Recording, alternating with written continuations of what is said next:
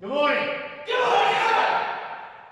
For those of you who don't know me, my name is Sergeant Clark. I'm the Marine instructor here at Mount Juliet High School. I appreciate your time coming in this morning in order to have a guided discussion and a class on the 11 leadership principles. Now, up until this point, everyone in this class has already gotten 1, 2, 3, sometimes 4 periods of instruction on leadership traits.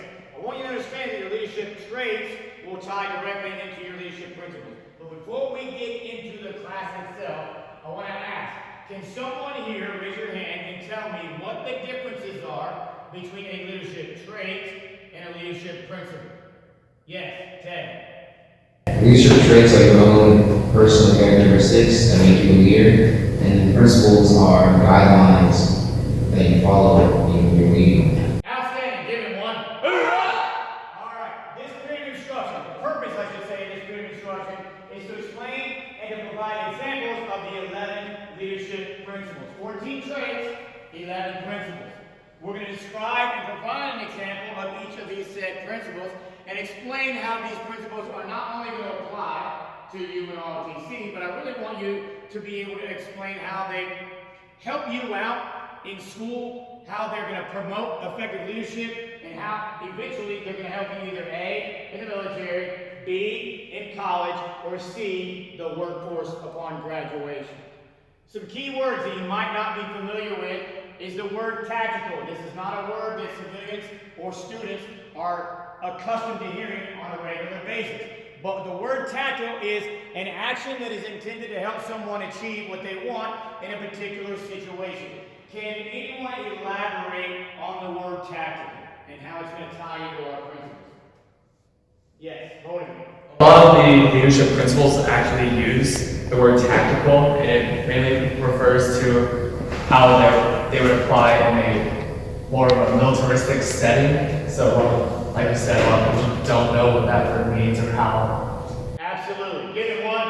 Hoorah! We assume that when we do hear the word tactical, if we're familiar with that word at all, that it only translates to a militant or a pre-combat training or a combat environment. And I can understand that assumption. Here's what I'll tell you. The word tactical is used and applied on a daily basis in the workforce, especially when you get into the business world. I, as a CEO, am going to take a tactical approach to acquiring another company. I'm going to go about my research, I'm going to go about my education, and I'm going to determine whether this other company is worth acquiring. I'm going to do it in a tactical way, meaning I'm going to be precise. I'm going to have precision in my execution. I'm not just going to go in wide-eyed and bushy-tailed and assume that because this company is successful, that they're going to be a good fit as an acquisition. Does that make sense? Yes, sir. Proficiency simply means you can do something very well. You're good at your job. You're good at your craft. You're good at what you do. Now, subordinates. Let me get Clark to read what subordinates are. Someone that has a less important position than you in the organization you work for. Okay, I am not comfortable. That's the book definition, but I'm not comfortable with that definition. I don't want to ever have you believe that because you are a staff sergeant, all right, or you are a lieutenant, that you are more important than your private PSCs or lance corporals. Not the case.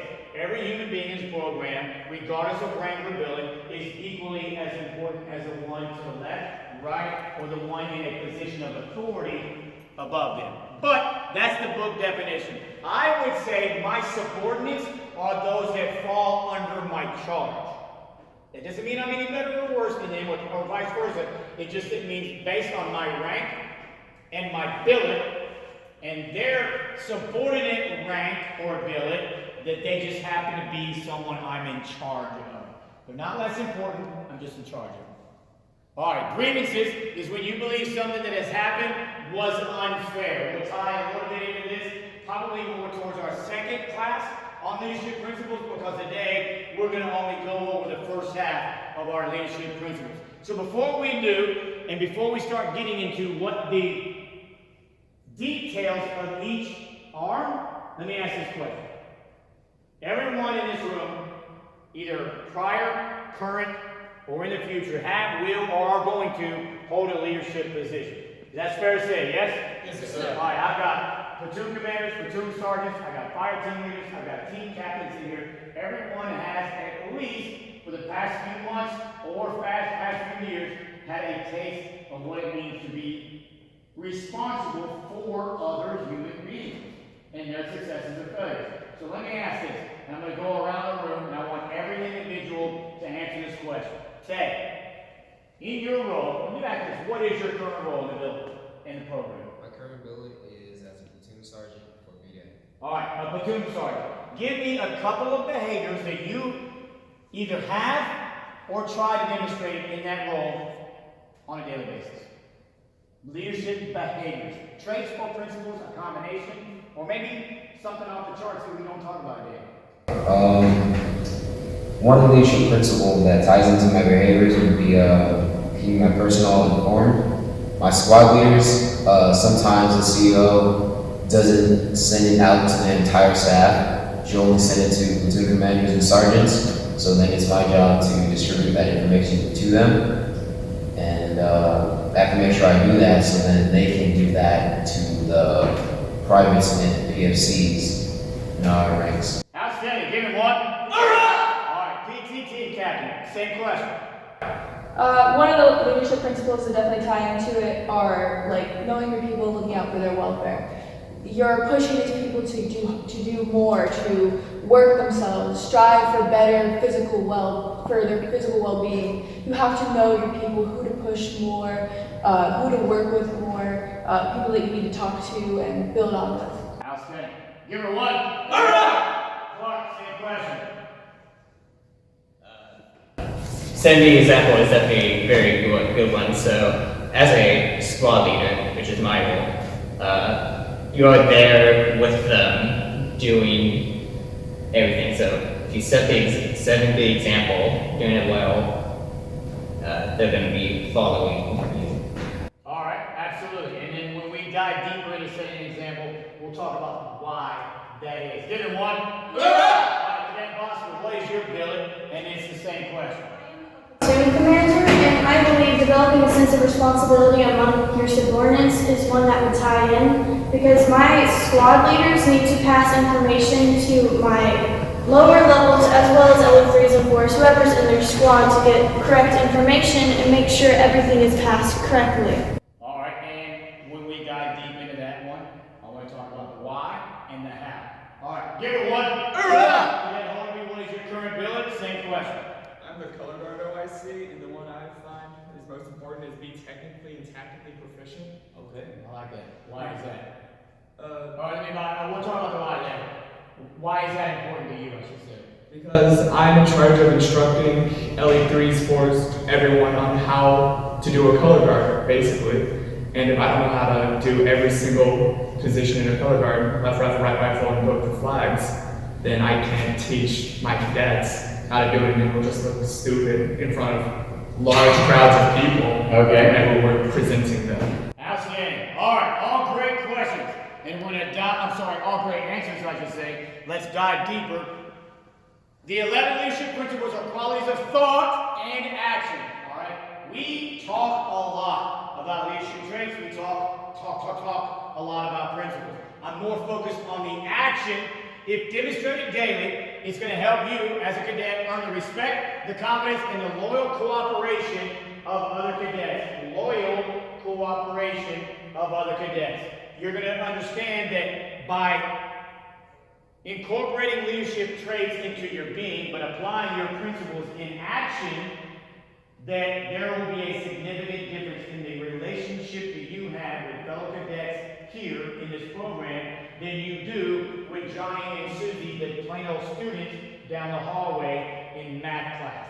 Is it safe to assume that those that have experience have already seen a difference between the way we treat each other, the way we train each other, by the way our actions affect other cadets in this program? Is it, yes or no, different than in a regular class in math? Yes or no? Yes, sir. Is it different than working at Kroger with other people? Yes? Yes, sir. Where you work, Ted? For yourself. All right, well, we're gonna skip that one. Who else got a job? Where do you work at, Marcel? You work at Domino's. I will never eat there again. So here's what I'm gonna tell you. Let me not have to tell you. Here's what I want to ask you. Is that work environment different in structure than here at ROTC? Yes or no? Yes, sir, because in like restaurants and places like that and other businesses that you work for, it's not, you don't have to have as much respect and as much care for your craft as you do here. Like there's many people that come into Domino's that don't care about what they're doing, they don't focus on anything, they're just there to make money and they just do the least they can to get by without getting fired. And I think if you did that here, the consequences would be a lot heavier than in a casual environment like that. Absolutely. Give it one. As a young person, I work at Little Caesars. It's no secret. I slung pizzas like a lot of you, and I saw the exact same thing. That human nature, that human trait, no matter how much one generation wants to believe they're better than the other one, young people are young people, period. And my peers at your age had a very similar mindset. I want to get paid as much as I can to do the least amount of work. But what I want to ask you, I'm going to keep coming back to that workforce as we go through here, because I want to reconnect with this topic on how we could apply these to the workforce, and then that workforce would be much more successful. All right, it's extremely important that you understand the meaning of each leadership principle and how to develop it so that you know what goals to set for yourself, how to become a better leader, and how to become a better follower. It is 100% in your best interest to learn how to follow before you can lead. Is that a fair statement?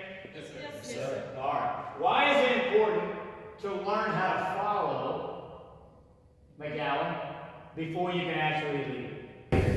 Because if you know how to follow the example that the leaders are setting, then you can set the same example once you get in that leadership position. Absolutely. Anybody else want to elaborate? Yes. If you're a good follower, once you progress and eventually become a leader, you'll know what to look for as you're leading yourself, so you can actually just look at what you wish someone said or did to you, so that you can lead your people better. Okay, give it one.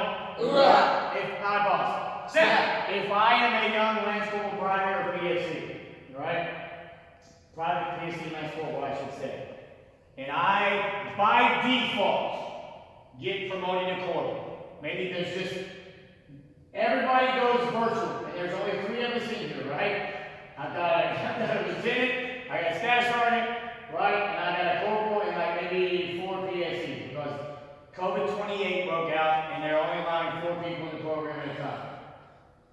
If I was a scumbag, belligerent, smarty britches, never did my homework, bare minimum, talking about Domino's, bare minimum, and then all of a sudden, by default, I get promoted to corporal. Are all those people that I am now in charge of going to want to follow me?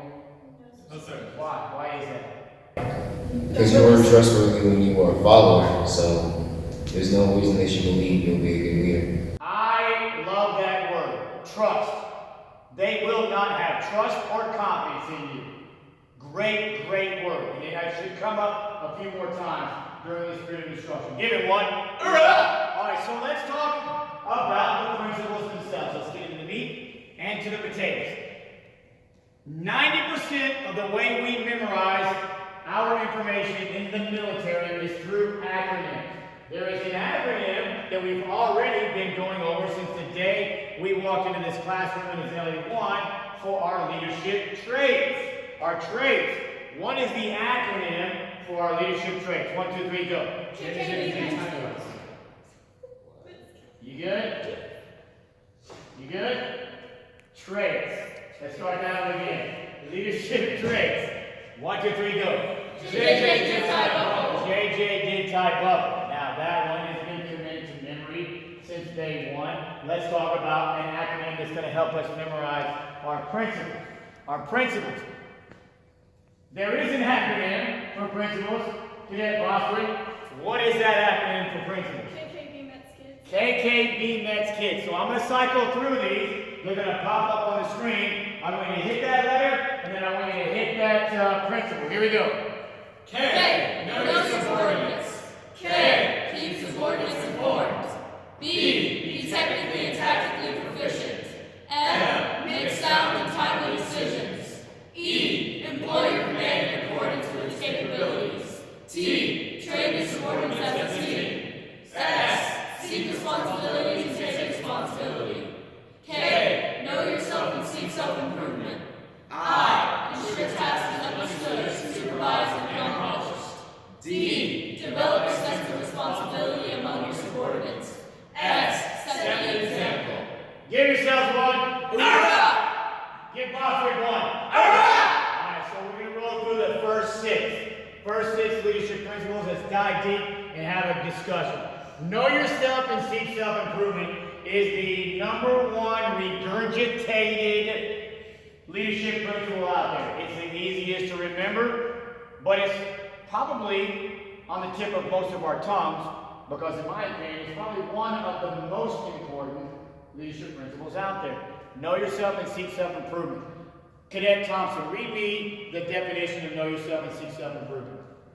Know yourself and seek self-improvement. The principle of this leadership should be developed by the use of leadership traits. Evaluate yourself by using the leadership traits and determine your strengths and weaknesses. Your strengths and weaknesses. The first and most important is self-knowledge and self-improvement. Every successful leader must be able to honestly evaluate themselves, realizing both their personal strengths and weaknesses. What are some things that you have had to work on in this program, outside this program, professionally, personally, or academically, since the day you walked in this door as a LE1 up until now? What is something that you have had to evaluate about yourself, When I'm put in leadership positions, I come to the realization that when it comes to my friends or people I'm familiar with, I tend to be easier on them. I'm not as assertive when giving commands, so I'm now trying to change to where I can keep it professional, even when around my peers. Absolutely. Phenomenal. Give it one. Individuals who rely on their strengths while ignoring their weaknesses will not be a successful leader. If you're only focusing on the things that you're awesome at, and you're not focusing on the things that are sucking buttermilk, then you need to take a look at yourself and reevaluate. Drill. If you are phenomenal at drill, but your uniform could use some work, then you need to actually focus on your uniform. If your drill and uniforms are awesome, but you are failing algebra, what does failing algebra have to do with leadership traits and principles? Hold me. You need to be informed on how to do algebra, so it would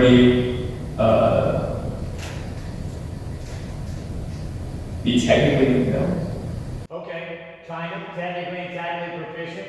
As it relates to leadership, if I would probably say setting the example. We're kind of getting ahead of myself.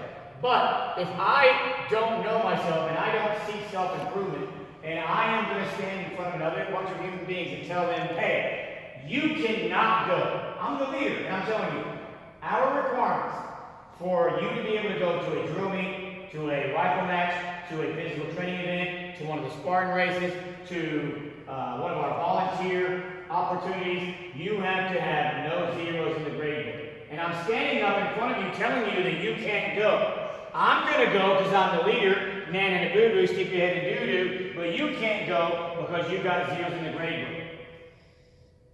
But I sit next to you in algebra, and I hear you every single day get called out about why you don't know what you're doing and why your homework's late. Yes? Yes, sir. Am I going to have respect for you? No, sir. Am I going to follow you? No, sir. No, I'm going to circumvent you. That's what I'm going to do. Because you're not seeking self-improvement. How many times in the past 3 years, 4 years over me, have you seen cadets help other cadets with math? A lot. A lot.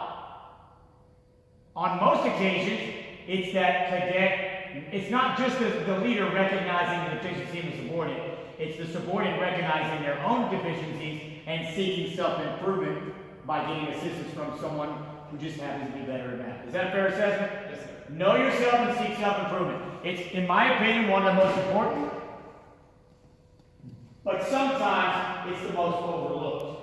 Because we think, because I can wear my uniform, because I can roll my sleeves, because I get a good haircut, because I can scream at the top of my lungs during PT, that's going to get me by. Does it? No, sir. Absolutely not. What are some steps for self-improvement? Clark, read me the first one. Discover your strengths and weaknesses through self-evaluation. What does that mean, self-evaluation? It's to look at yourself and see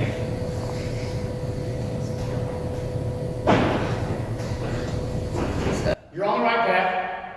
Keep the juices flowing. I'm picking up what you're putting down.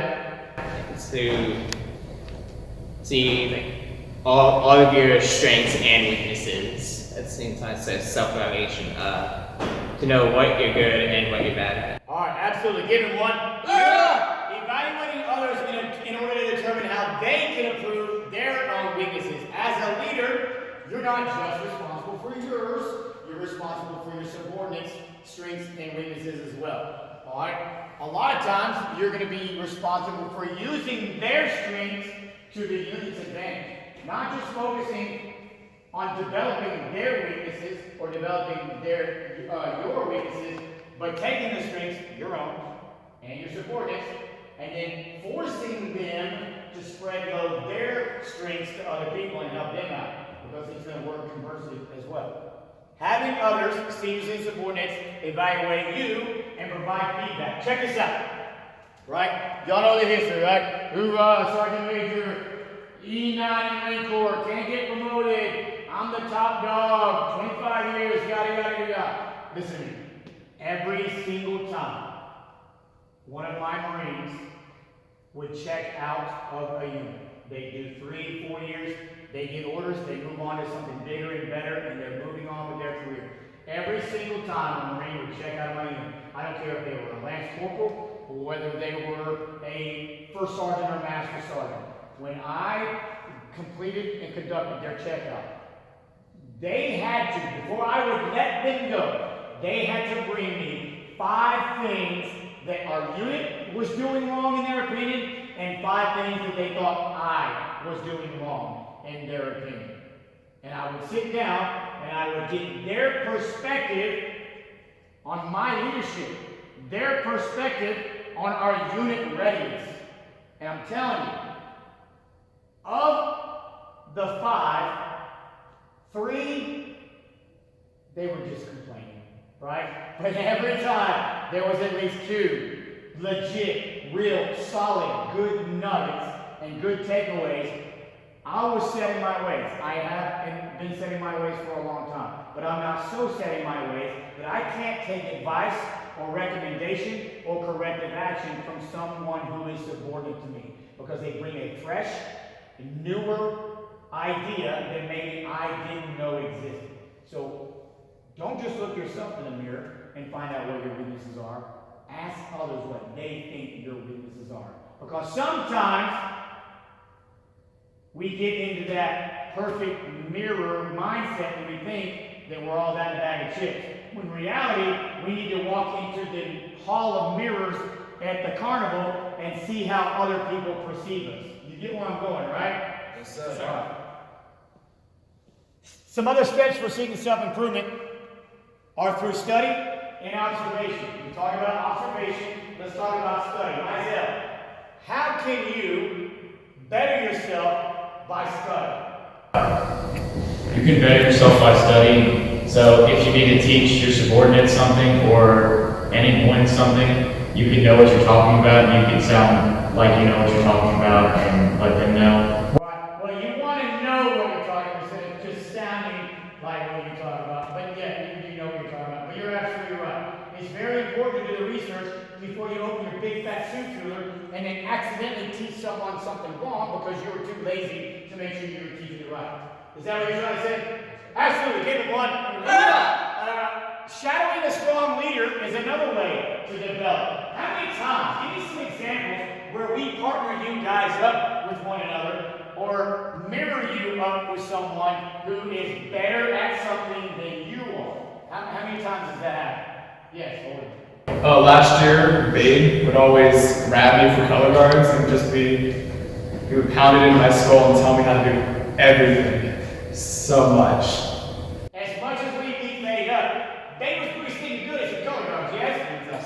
He was. So, you were the shadow, right? You were the Robin to his Batman, and you were able now to serve in the same villain that he was. You knew yourself, and you sought self-improvement. You knew that color guard was not your forte. You were okay at it, but you didn't know all the intricacies. Outstanding example. Setting a definite or defined goal. Establishing what it is that you want to improve on and how to go about doing it. All examples of how to know yourself and seek self-improvement. Nobody wants to have the conversation with themselves, all right, about what they suck at. Y'all want to brag about all the things that we're good at. Self-evaluate. So let's roll into the second, which is to be technically and tactically proficient. We talked about tactically in our key words. Before you can lead, to Mysel's point, you got to be able to do your job. Respect is the reward of a leader who is technically and tactically competent, meaning they know what they're doing. Is it human nature to want to follow someone who you know for a fact is incompetent at the job that they've been doing? No, sir. No? Why not, Miguel? I wouldn't personally want to follow someone who doesn't know what they're doing. Me either, but why? Because they might lead us down a rabbit hole or something where we get lost. Say we're on like a hike or something and they don't know where we're going. I wouldn't want to be behind them. Yeah, because I'm going to end up dead in the ditch, right? Yes, so that kind of talks to the tactical portion of what we're talking about. Yes, absolutely. In a military environment, do I, as a young Marine, want to follow someone who doesn't know how to technically do their job? No, absolutely not. You know my background. I'm an artilleryman. I blow stuff up, right? But if the guy who's training me, educating me, teaching me, leading me, doesn't know how to use that howitzer properly, then they're going to train me wrong. I don't want to follow someone who is so loosey-goosey in their abilities that they're going to run the risk of accidentally killing one of our friendlies instead of the enemy down the line because they were not technically or tactically proficient in their job. Or, selfishly, to McGowan's point, they could get me killed. Now that's a combat environment, but why would I not want to follow someone who is not technically or tactically proficient here in the ROTC community? Foster? Because they won't help you. They're just going to make you just as bad as they are at whatever they're doing. If they're halfway, you're going to be halfway. Absolutely. Give her one.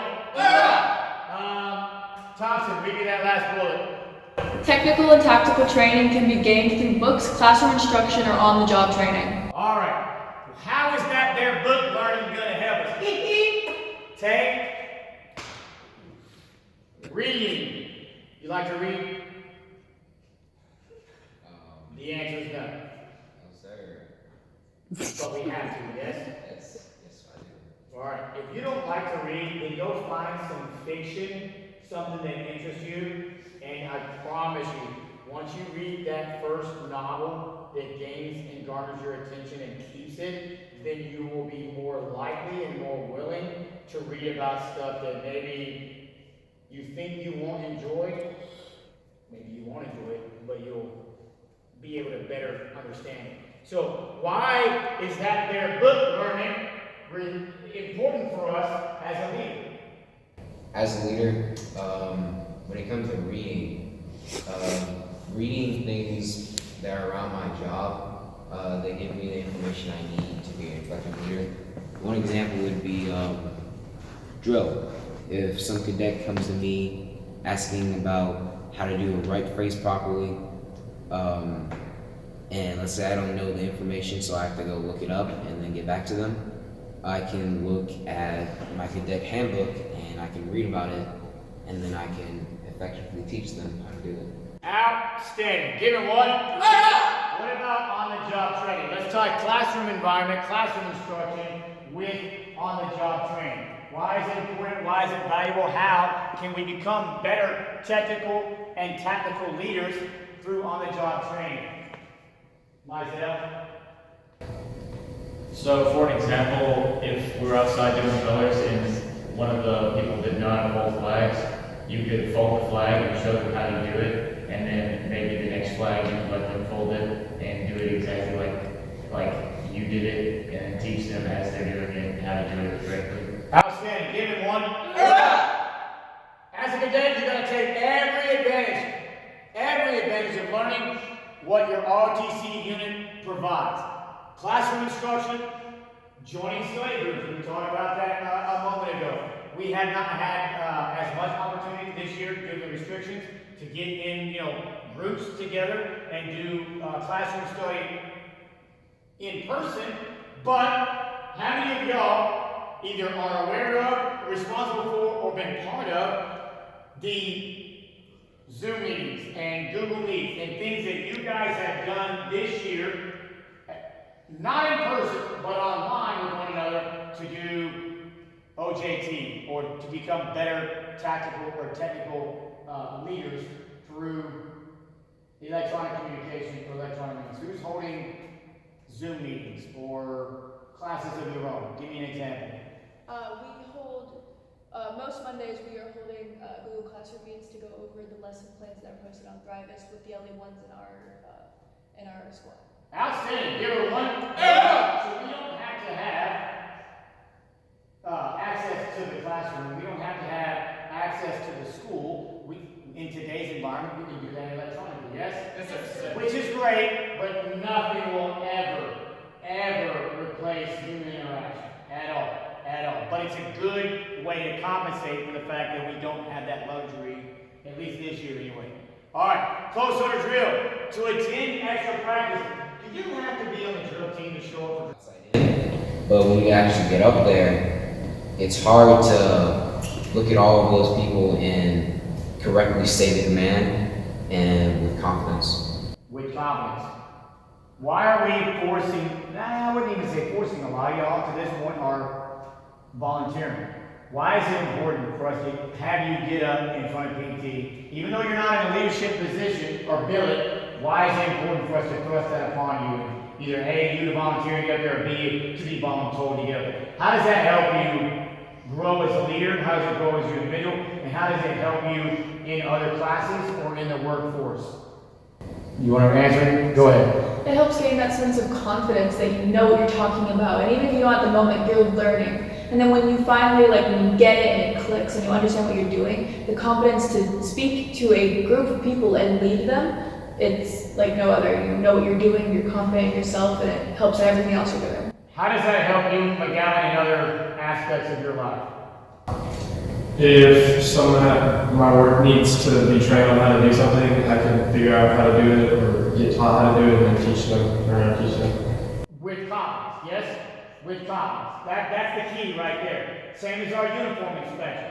That's why I'm constantly beating you up. I am less concerned about screaming at the top of your lungs, although that motivates the pee out of me, right? I am more concerned about your confidence in your ability to ask and answer as the inspectee and the inspector. Yes? Yes, sir. It's a job interview. Every single time you get inspected, look at it like a job interview. All right, participate in community service. We just had park cleanup just the other day. Who was in charge of that park cleanup the other day? When we rolled up out there, who was standing in front of formation? LeBlanc. What billet does LeBlanc hold here in RTC? S3, right? Once we broke out, Was a block, could the block be at every location, managing and doing everything at all times? That's necessary. So there were other opportunities that day in State Park for other subordinates to participate, because I should say they were participating in that community service event, they found opportunities to lead those small pockets of cleanup crews. Yes or no? Yes, sir. Research uniform regulations and apply them daily. Practice the ROTC leadership traits and principles. Here's the most important one I want you to take away. Outside the program. Don't put on a show. Don't pretend to be something you're not. Set the example. Be technically and tactically proficient and apply our traits and principles outside the ROTC classroom. Associate with capable leaders, not sandbaggers. What's a sandbagger, Holden? Someone that just kind of shows up, doesn't really try, but they still somehow get the grade just by skating by. Barely. Yes. Are they going to help you become a better leader? Not at all. Are they going to help you become more technically and tactically proficient? No, sir. Are they going to teach you anything? No, sir. Technically No, sir. or tactically? No, sir. No, absolutely not. All right, if there's no questions on being technically and tactically proficient, let's roll into knowing your subordinates, or in the Marine term, knowing your Marines. You should be able to understand the behavior of each subordinate and how they react to different situations. Now, everyone assumes that because you're an ROTC, that you're just going to join the military after graduation. Not everyone, but a lot of people assume that that's the case. Yes? Yes, sir. Is that the case? No, sir. No, absolutely not. All right, it's irrelevant to me. Everybody assumes that because you're an ROTC, that you're wanting to get, look at me, broken down and built back up as if I was your actual drill instructor and you were one of my actual recruits. And that you're going to react to my one style of leadership, which is practically a dictatorship. It is very authoritarian. There are only one-way conversations. You will do what I say, when I say, how I say, how fast I say, to what extent I say, no questions asked. Does that work in a boot camp environment? It absolutely does. Does that work in a military environment? It actually does. But you have to balance it with being an authoritarian, leader and one that is willing to understand your Marines, or in your case, your cadets, and how they react. I had Marines who did not react to anything other than being punished.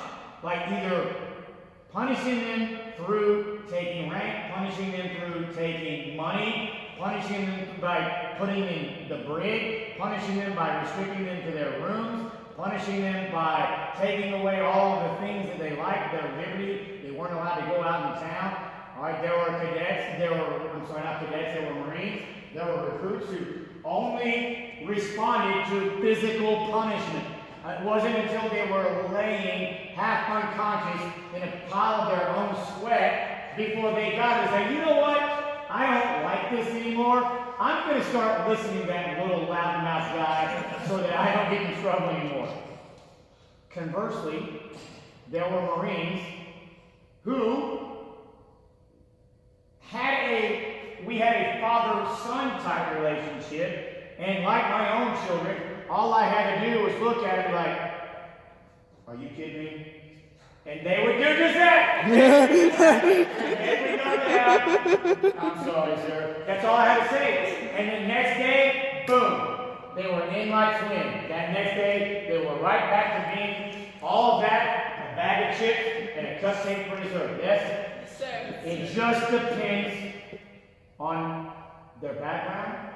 It depends on how they were raised at home. It depends on how they were raised in the military. It depends on the adult influences they had in school, outside school, at college. It depends on all of the people that they had been in contact up until that point. You decided to pull out your knife hand and sharpen it on their face. Yes? Know your cadets, know your subordinates, know what their strengths are, know what their weaknesses are, and then employ them in accordance with their capabilities, which we'll talk about here in a little bit.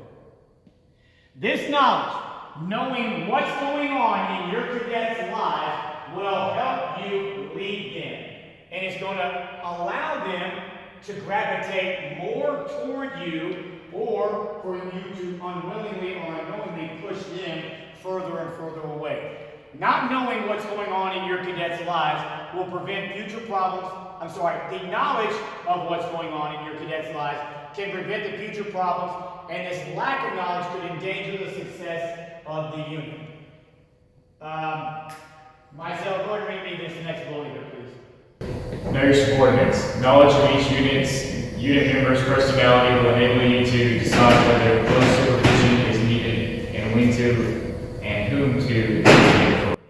Alright, knowing what they're capable of, knowing not just how they respond to you and your style of leadership, knowing what let me back up here. Knowing their personality is very important.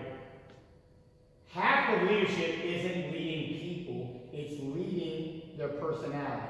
Half of managing people isn't just managing them and their problems, it's managing their personalities. It goes right back to what I was talking about before. I had Marines who I knew, either A, because I trained them themselves, B, because someone else did and they are very good at their job, or B, they ended up a combination of three, me training them, someone else training them, and training themselves. All I had to do was wind them up and let them go. I didn't have to supervise them. All I would have to say was, Thompson, this is what I want you to get done. The who, the what, the why, the when, the where, the how. Here's your time hack. On your mark, get set, go. And then I could go focus on someone else. I could go accomplish another mission, or I could go focus my attention on someone who might not be either due to lack of ability, lack of capability, lack of want, lack of desire, or just lack of experience. Maybe they got the want, they got the desire, they just don't know what they don't know. I can focus my attention on them while all of this is still happening over here. Because I know what you're capable of, and I know what he is or is not capable of. Does that make sense? Yes, sir. It will help you manage the entirety of that unit. Hey, sometimes though, it can come back to bite you in the butt. Sometimes. Because sometimes they become so accustomed to being autonomous and on their own program that maybe some of those bad habits from who they were before they met you start to creep in. Then they're like, oh, I know Sergeant Major is just going to let me go do my own thing. And then their own thing doesn't their own thing isn't the thing that I told her to do, it's the thing that she wants to do, and the thing I told her to do doesn't get done. Then, shing, knife hand. Yes? That's what I said. All right.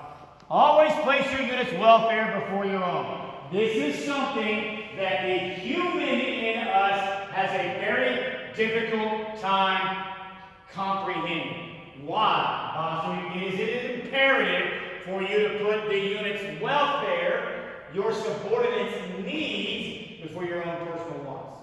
Well, typically, human nature, if you will, you want to put yourself first, but you need to put your unit first because your unit reflects on how well everyone else is doing, and you need to make sure each individual cadet is doing well and passing or whatever they're doing to an extent where they won't need your help in the later run, but will be able to do it and lead on their own behalf. Absolutely. Give her one.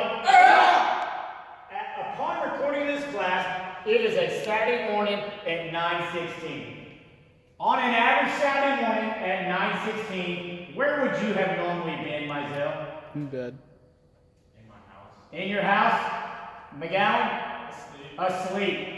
You all know your subordinates well enough to know that they don't know what they don't know. And as of recording this class, you are sacrificing and you are putting your unit's welfare above your own. Give yourself one. All right. Knowing yourself, seeking self-improvement, knowing your cadets, employing them within their capabilities, leads us to keeping your subordinates informed. We've talked about it and touched on it a little bit so far. Information flow is key to success. You must inform your subordinates of all happenings that will affect them and give them the reasons as to the why we're doing it. But before I dive too deep, Ted, in every second of every day, of every moment, of every minute, of every hour, of every year, every school year, of every block, of every period, is there always enough time for you to explain why your cadets have to do what you tell them to do? No, absolutely not. How can we ensure, when can we ensure that the why is given? A lot of the times, I would have to just explain after the fact. After the fact. But you're making sure that they do at some point, whether you're able to do it right then on the spot or not, you're telling me that at some point I'm going to come back and I'm going to revisit. Whether it's through Remind, whether it's through Zoom meetings, whether it's through Google Meet, whether it's through a phone call, text message, carrier pigeon, email, smoke signal, Morse code, you're going to let them know, hey, remember last week when I said blah, blah, blah, and then you did blah, blah, blah, and I forced you to do blah, blah, blah. How many of you understood why we were doing it? Half of them are going to raise their hand, the other half are not. Then you're going to give them the why. By giving them the why, hold it deep, are they more likely or less likely the second or third time around to follow that same order? More likely. Why do you believe they're more likely now? So that they know what they're doing at that point, so they're not just following in order blindly. Blindly, absolutely. Give all yourselves one. Time will always dictate the why. You're not always going to have time. Mission accomplishment first, troop welfare second. Those are your two objectives of leadership. We already know that, so I'm not going to dive too deep on it. But on occasion, cadets must simply do without question. Ensure that you follow up with the subordinates in order to provide the why, because it's critical to their own leadership and their own experience and their own development. If I'm just doing, and I never understand the why, then I'm not going to understand the why when I become you, the leader. And then it's just going to perpetuate blind obedience. Yes? Yes, sir. Have you heard of the old scientific experiment where there's a monkey in a cage and then you give him a banana and then you zap him and then you take the banana away, you put it up, and the next two monkeys come in, that first monkey starts smacking the crap out of the second monkey because the second monkey wants the banana. The second monkey has no idea why he's getting mauled by the first monkey. The first monkey got zapped when he went for the banana. The second monkey got mauled by the first monkey. The first monkey goes away. And now there's two monkeys in there. Now the third monkey is being mauled by the second monkey. The second monkey had no idea that the reason that he was getting beat up was because the first monkey got zapped for trying to go for the banana. Blind obedience. You understand? Sometimes you're just going to have to get mauled. Yes? All right? But if you're the scientist, you want to come back, pull the monkey out, and be like, in sign language, because it's a monkey, right? Hey, monkey. And then you think, don't touch the banana or you're going to get zapped. Yes? Yes? Yes, sir. That's how monkeys are. All right. Anyway. Can we get that on camera? All right. As a leader, you must use the chain of command in order to keep your Marines informed, your cadets informed, or your employees informed, or your fellow classmates informed, whatever it is we're talking about. In this case, we're talking about the chain of command.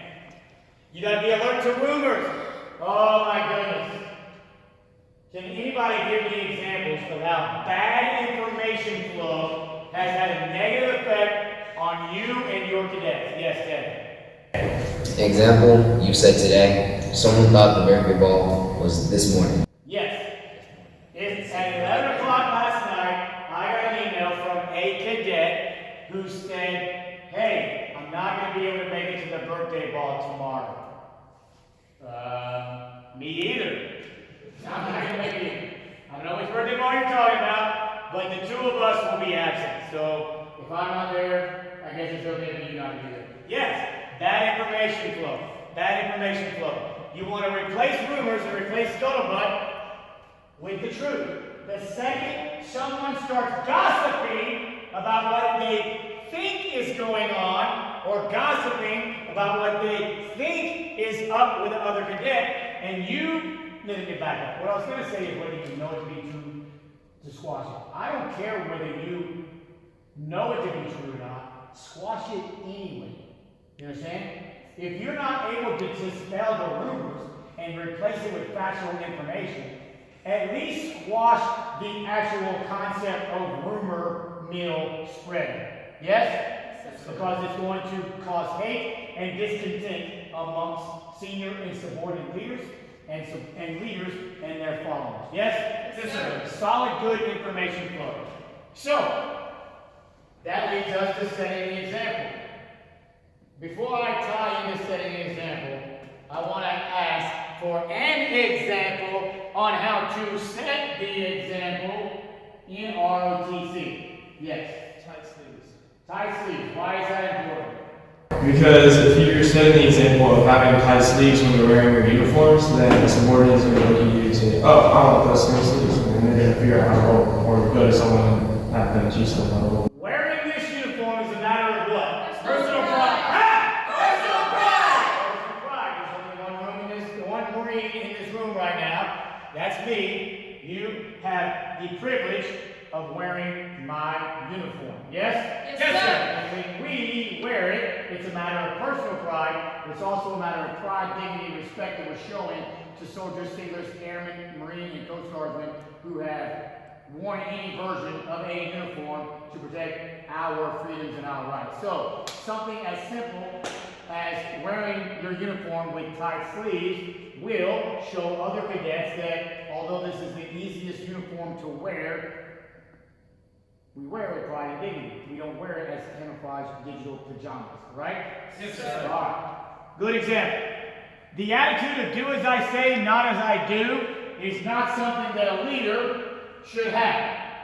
But is it safe to assume, and I hate to air up your laundry, is it safe to assume, yes or no, that even within our awesome, glorious program, there are young men and women who are only about leading, do as I say, not as I do. Yes or no? Yes, sir. So how do we mitigate that? And don't say not yet. PT. Give me some examples of how we help mitigate that. Yes. Your leader or whoever is saying to do as I say, not as I do, pull them aside and tell them that they're just being a hypocrite and they don't know what they're talking about to begin with, so fix yourself. Okay, yes. But you're going to use a leader to trade attack when you do that. Yes? Of course, sir. Of course. Absolutely. Yes, sir. All right. Be the example in your daily actions, not just through your words. Any of us can stand up here and give a class on leadership. We can talk, but if we're not leading by example, if I'm not being that example, then I'm doing a disservice to my fellow cadets. You can lead more with your actions than you can with your words. Is that a fair statement? Explain to me how I can tell me how I can cause disruption, chaos, and discontent without ever opening my mouth, as it relates to setting the example. Or I should say, not setting the example. How can I not set the example by never opening my mouth? Yes. If your actions reflect something that is not setting an example, like you said, for example, freshmen, when they come in, they know absolutely nothing, especially if they don't come from a military background. So when they see someone like a senior, and then they're in their uniform, they're all loosey-goosey, their sleeves are down before daylight savings, their rings are chipped, their uniform looks like they just got it out of the washer, they'll either assume that's what right looks like, or they'll think that person doesn't know what they're doing, and then they won't have someone to teach and guide them. You guys are firing on all cylinders. Give me one. How many times have we been in another class and you have been witness to another student, maybe earlier in your cadet career, who outranked you or who was in a higher LE level than you, who put on a great show in here, but when they got into the cafeteria, they became a completely different person. Hands in the air. All right, without naming names, give me some examples of when you were in LE1 and someone was setting an example that you, because you were in LE1, today's a great point. I don't know what I don't know. I see this senior, I see this LE3, LE4, whatever. They're saying or doing something somewhere else. I don't know whether it's right or wrong, but I do know that they outrank me, they're in ability, they're a senior, I'm a freshman. I just assume that that's right. And then maybe I end up making the same mistake myself. They never said a word to me, they never engaged with me, they never acknowledged my existence, they either did or did not know I was in the room, it doesn't matter. Give me some examples, I strongly positive, and if anybody else wants to chime in. Well, I knew what they were doing wasn't right because they're cussing like sailors and talking behind cadets' backs when they shouldn't have been, as well as breaking a lot of cadet rules at the time. Let's get into the weeds. Give me an example. Oh. No names. Well, one of the examples was I saw one of the cadets in uniform, and kissing their, I guess, boyfriend at the time? I have no idea. PDA, public displays of affection, are not authorized in uniform, are they? No, sir. Okay, give me another example, Horby. When I was a freshman, there was this outstanding cadet in the classroom. He was on the drill team, the PT team, rifle team, and on company staff. And then me as a freshman in my Spanish class, he would always take his blouse off and then throw his cover around the room with another cadet who was also on all of the teams and staff. And then they would just straight up tell me, don't do what we're doing in here. But it's okay because we're seniors and we don't care anymore outside of class. And I was scared because these guys had shiny rings and I was rivals. But you two in these cases were smart enough to know that that was not the right example. They told me it wasn't. They told you it wasn't. Alright? Give me alright, let's go around the room. Bad examples. Alright? In cases where they never said a word to you, you just saw them doing something, and do we have any examples of whether maybe you didn't know that it was the right thing or not?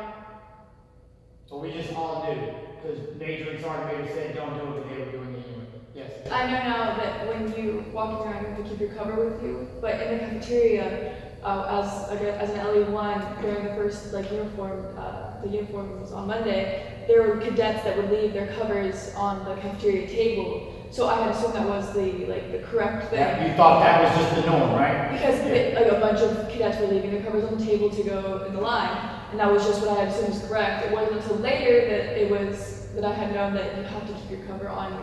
Absolutely. And since we're on this subject on the sidebar, why do we have to keep our cover with us? A, so you don't lose it. B, so if you have to go outside for emergency, you got it on. C, because some other schmuck who's a belligerent garbage pail kid who doesn't care about anything is going to come up, and because you're in uniform, they're going to be like, oh, you're on TC, and you're going to run the risk of having them mess with your uniform, and you're over there being tater tots, and you can't stop, right? Yes, go ahead. One more, we're going to move on. When I was a freshman in the first part of my sophomore year, I didn't know that we were supposed to starch these, so everyone would just fold them up and put them in our cargo pocket, and then I had an unpleasant experience one-on-one with you when you first got here about that, and I haven't done that since. You were trained and educated, that's what happened, right? Yes. Hoorah! Hoorah! Give me one! Hoorah! Alright. Some examples. We've already discussed some of them already. How to wear your uniform properly. How to behave outside RCC. Giving respect. Oh my goodness. Giving respect to your teachers, your parents, other cadets, your bosses, etc. I had personal experiences where other teachers are calling me like, hey, Sergeant Major, do you have so-and-so in your class?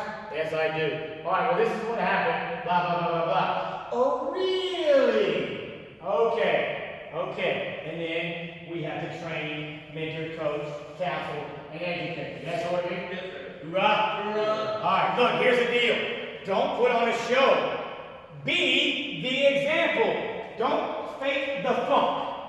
In every aspect of your life, be the example. Yes? Yes, sir. As a Marine Sergeant Major, could I have gotten away and had anybody say anything, the answer is no. Could I have gone out in town in my 20s, sat down, and watched a movie. I could have. Yeah, I could have. And I would be in the movie theater with about 90 other Marines, none of them which would have outranked me. Maybe a colonel, maybe a captain. But even then, we've got a professional rapport where they would be like, the Sergeant Major has been around for like a billion years. I'm a captain, but I've been in the Marine Corps for about 10 minutes. I'm not even sure if he's right or wrong, so I'm not going to say nothing. I'm going to eat my popcorn. Right? I could have gotten away with it. The problem is, every private, PSC, lance corporal, corporal, sergeant, staff sergeant, gunnery sergeant, first sergeant, master sergeant, and then my peers, sergeant major, master guns, they would have known better. But everybody who I outranked would have been like, oh, okay, I'm too lazy to go do the research. I'm just going to assume, because I know he's a sergeant major, that you can wear your camis to go watch X-Men 3, right, or whatever. Alright, no. Set the example, that's great. But I need you to, your subordinates need you to be the example. 24 hours a day, 7 days a week. Yes? Yes, sir. Yes? Yes, sir. Alright. Be respectful to those that are in positions of authority. Be respectful to your parents. A lot of cadets, some of you may be in this room, are very quick to snap back to your parents because they're your parents. Here's what I don't understand. Why, when I interact with you, do I get a yes sir, a no sir, and aye sir? But when you interact with your parents, Josh, what? What? Now I know your pop's right. He ain't gonna tolerate that, but there are some parents that are not as strict and disciplined. I don't care. Be respectful to your parents, yes? Yes, sir. Be the example. Hey, I need you to take out the trash. Ugh. Are you stomping around my house? No, sir! And then you're just banging and clanging, you're making a scene, you're smacking the trash on the door as you walk outside. Y'all don't do it in here, why do you do it at home? You get where I'm going, right? Yes, sir. All right? Don't just be an example for another cadet. Be an example for your older, younger sibling. Because you don't want them to grow up being a scumbag. How much time do you invest in your studies? How much time do you invest in PT or drill? How much time do you invest in your diet and nutrition? How much time do you invest in helping others? Diet, nutrition, drill, and PT. Alright? It makes no sense for us to come in here and smoke check ourselves and then leave and then immediately go to Dunkin' Donuts with our subordinate cadets. It's counterproductive, yes? Alright, don't get me wrong. I'm going to kill a couple of chocolate-glazed donuts every now and then. Right? But it's the exception, it's not the norm. So, why is your personal appearance, we talked about it a little bit, very important? As a leader, it's your responsibility to set the standards for your unit by your personal example. How is personal appearance setting a personal example, Clark? It's the easiest way for other people to see you. Your personal appearance is you showing yourself to the others. Yeah, absolutely. As awful as it is it fair to assume that immediately upon arrival, you start eyeballing those that are in charge of you? Yes? Alright, we don't want, and it shouldn't be, a mindset of judgment upon meeting someone, but I'm going to tell you, Marines do it all the time. The first time I meet a Marine in the Marine Corps, I immediately start eyeballing them in uniform. I'm making a judgment on them. They might have just had an off day. And as I get to know them, as I know my subordinates, I'll find out whether they just showed up with a bad day or not. But look, there's a reason why Marines check in a service uniform. Because I'm going to check for all the things we just talked about. Physical fitness, wear and tear, attention to detail. Are they setting the example by their personal appearance? Do they take pride in themselves? And do they have dignity and respect for the uniform that we have the privilege of wearing? Alright? You, as a Marine, soldier, sailor, airman, are going to try to figure out someone's resume by what they're wearing and how they're wearing it. Yes? Yes, sir. I'm I'm not saying it's right, I'm saying it's human nature. So in order to combat that, we want to set the example by our personal appearance, yes? Yes, sir. Conduct. How can you set an example, a personal example of conduct? As a cadet, we've elaborated a little bit, let's go in a little bit deeper. How does your conduct, how can you set the example by your personal conduct? We talk about gossiping and talking trash. What are other ways that by our personal example, we can set a positive example for others to emulate? Mizell? Just maybe just like the way that you do things. So if you do things in the right manner, in the correct manner, like if you're inspecting somebody, like there could be one inspector who's like doing everything strict by the book, and there could be another one who's just sitting there and just casually talking to the person and just looking them over and not doing everything right. Going through the motions? Yes, absolutely. All right, give him one. What about, I would say that's probably more performance. All right, so we'll accept that for setting a personal example for performance. But let's get back to conduct. We talked about it, being disrespectful to mom and dad, right? Being disrespectful to your boss, being disrespectful to your other teachers, acting like a fool out in public.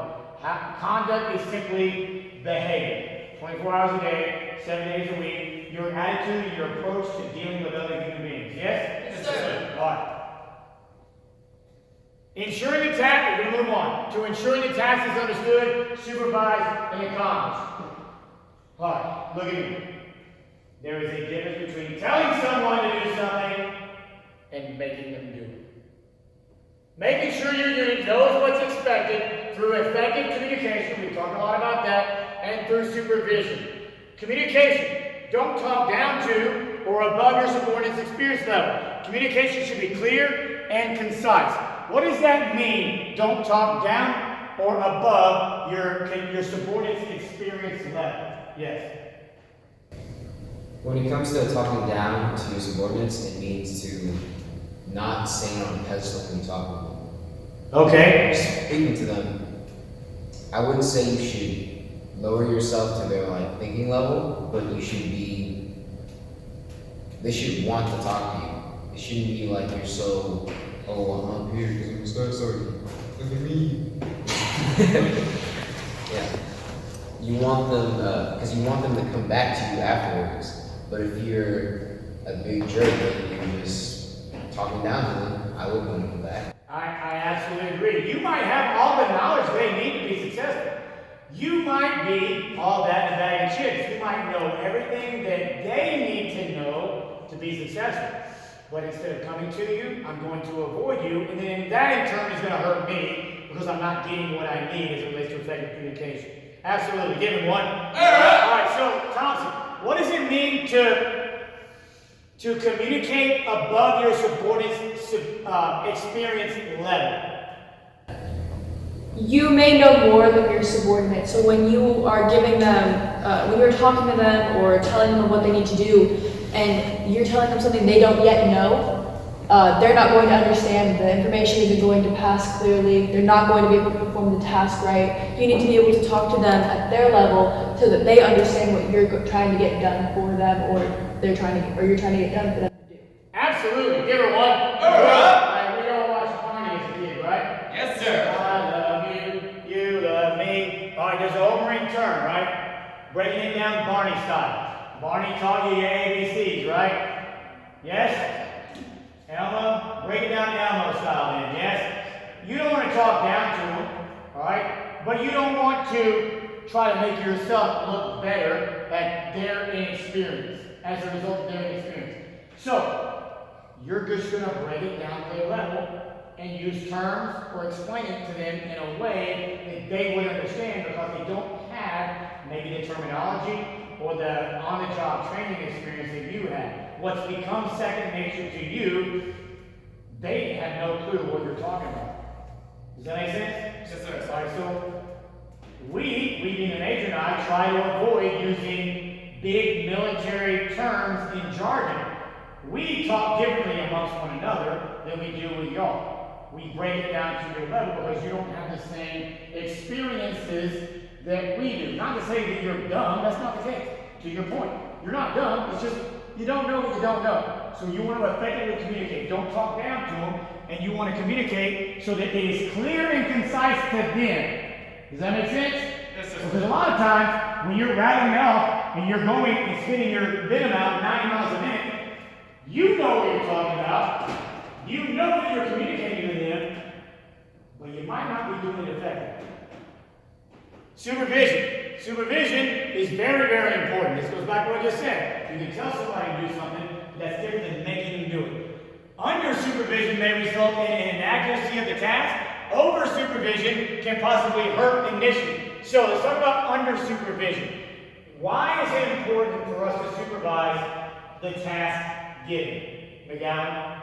To make sure that it gets done properly. Simply put, to make sure that it gets done properly. Does that mean that I say, hey, Boston, I want you to sweep the classroom. Make sure that you do this, pull these things out, do that, lift this, move that, blah, blah, blah. And then let her do it. That's different than me giving all of that instruction, handing her the broom, and then standing next to her and giving that same instruction over and over and over, and following her along and micromanaging.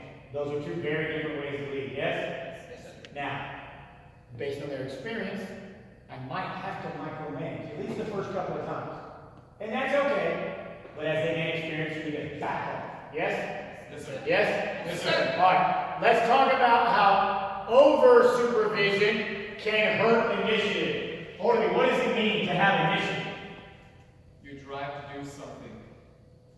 You drive to do something? Your drive to do something. Your drive to do something. You want to elaborate? Your drive to do something when no one's looking. The initiative, taking charge in the absence of leadership. Elaborate, sorry, hand over.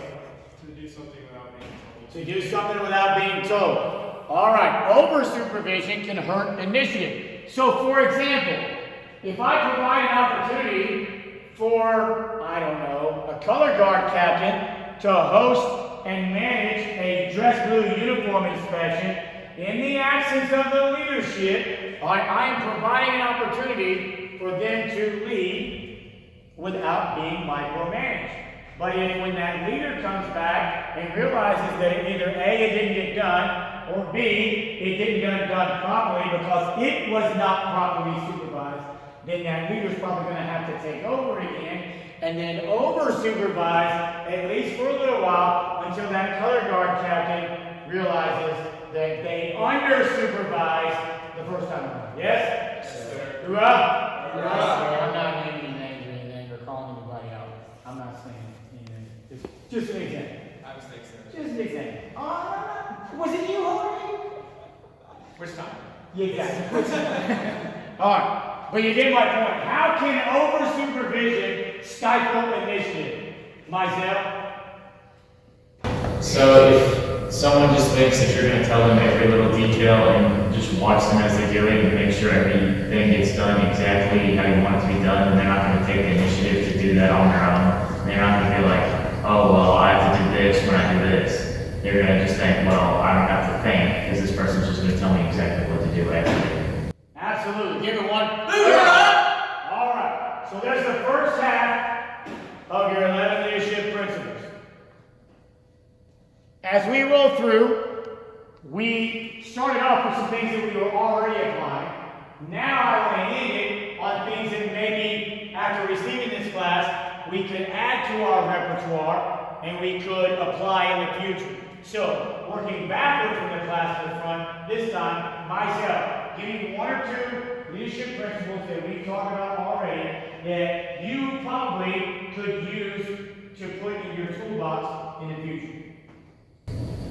I would say know yourself and seek self-improvement because every time that I mess something up as a squad leader, I need to understand why I messed it up and how I messed it up and make sure that I get it done correctly. Outstanding. Give him one. McGowan, give me an example of a leadership principle that we discussed today then maybe you're not using that you have realized after this class you need to employ in the future. Keeping your personnel informed. As the drill team co-captain, I need to make sure that people are signing the drill team log and answering the COVID questions when they come in for drill in the mornings. Okay, outstanding. Olderby, same question.